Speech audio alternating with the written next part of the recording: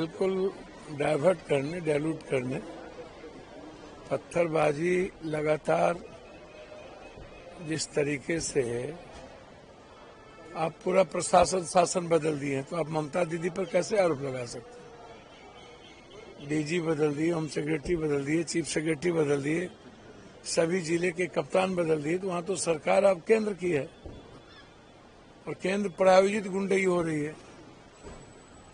तो आपसे ममता दीदी तो डरेंगी नहीं। आप जितना दबाना चाहोगे, जितना मिटाना चाहोगे, उतना ही बंगाल ममता दीदी के साथ खड़ी होगी। बंगाल और बंगाली की जो अस्मिता है वो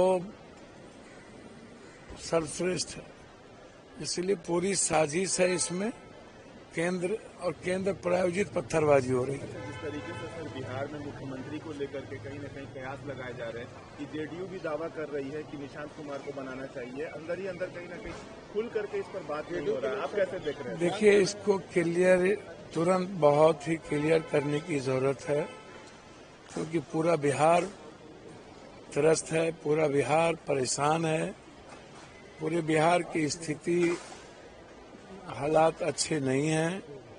आप देख रहे हैं नालंदा में एक छोटी सी मासूम बच्ची के साथ बलात्कार करके मार दिया गया। एक मंत्री पर वारंट निकला हुआ है, लोग रंगदारी मांग रहे हैं। सीने में गोली मार दी गई पुलिस के द्वारा दारू पी के। सीतामढ़ी में एक यूथ को मारते मारते पुलिस के द्वारा लाश कर दिया गया। दानापुर में किस तरीके से 8-8 लोग दिन में पीट पीट के कांटी ठोक के मार दिया गया। तो जो परिस्थितियां हैं उसमें जो हालात हैं, पूर्णिया में जिस तरीके से 11 तारीख को बच्ची को किडनैप किया गया, बलात्कार करके एसिड छीट के मार दिया गया, तो सरकार नाम की कोई चीज तो है नहीं। सरकार कौन चला रहा है, कौन पदाधिकारी चला रहा है? पूरा का पूरा महकमा शराब में, जमीन में, बालू में और सूखे ड्रग्स में लगा हुआ है। कोई सुरक्षित नहीं है, बेटी तो बिल्कुल सुरक्षित नहीं है।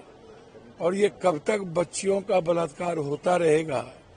कोई एक अंतिम तिथि तो होगी, और कोई सरकार की तरफ से गंभीरता है ही नहीं। तो निश्चित रूप से यदि नीतीश जी मन बना ही लिए हैं कि मुझे छोड़ना है, तो उनको घोषणा करना चाहिए। सही मांग है, डिमांड है जदयू का। हर परिस्थिति में जदयू का जो डिमांड है, जनता ने जो मैंडेट दिया है वो जदयू का डिमांड है, और जदयू का ही मुख्यमंत्री हो, बिहार की जनता भी चाहती है और परिस्थिति भी यही कहता है। ममता बनर्जी ने नरेंद्र मोदी की घुसपैठिया कहा है। यह बंगाल में जिस तरीके से आप बंगाली अस्मिता पर हमला कर रहे हो और पूरा डीजी सिक्योरिटी, एसपी, डीएम को बदल करके बिल्कुल कंप्लीट रूप से आप चुनी हुई सत्ता को परेशान कर रहे हो, और बाहर जिलों से गुंडे बुला करके आप पत्थरबाजी करोगे, तो बट नेचुरल है बंगाल में बाहर से आकर के दंगा करवाने का काम होगा। तो ममता दीदी का जो बयान है वो सही साबित हो जाता है। सर, बीजेडी ने सर राज्यसभा चुनाव में क्रॉस वोटिंग को लेकर अपने जो विधायक हैं उनको भी एक्शन लेना चाहिए। कांग्रेस भी उड़ीसा में एक्शन ली है, आप बिहार में नोटिस भेजा है, और निश्चित रूप से समय पर कोई न कोई कार्रवाई होगी। केसी त्यागी ने जो है राष्ट्रीय लोकदल ज्वाइन कर लिया है, उन्होंने हवाला दिया है कि लोकदल शुरू से साथ में थे, इसीलिए विचारधारा में कोई जो है डिफरेंसेस नहीं है जेडीयू और उसमें, आप कैसे देखते हैं? निश्चित रूप से केसी त्यागी जी सम्मानित नेता हैं और वैचारिक नेता हैं। चाहे केसी त्यागी हो, शिवानंद तिवारी हो, ऐसे लोगों का सम्मान होना चाहिए। और राजनीति में बहुत लंबे समय तक नीतीश जी के साथ वो खड़े रहे, और बहुत ही घुटन महसूस हुआ है केसी त्यागी जी को। वो अपने स्वाभाविक घर गए, चौधरी साहब के साथ राजनीति करते थे, और मुझे लगता है कि इससे आरएलडी को मजबूती मिलेगी।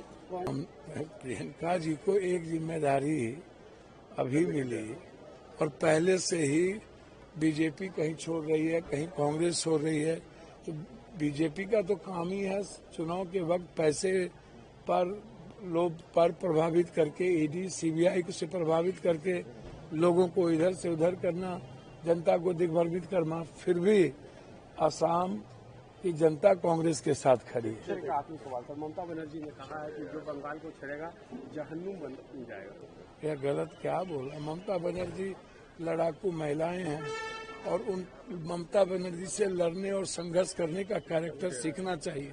जो लड़ेगा, जो संघर्ष करेगा और जो मरना जानेगा वही जीतेगा।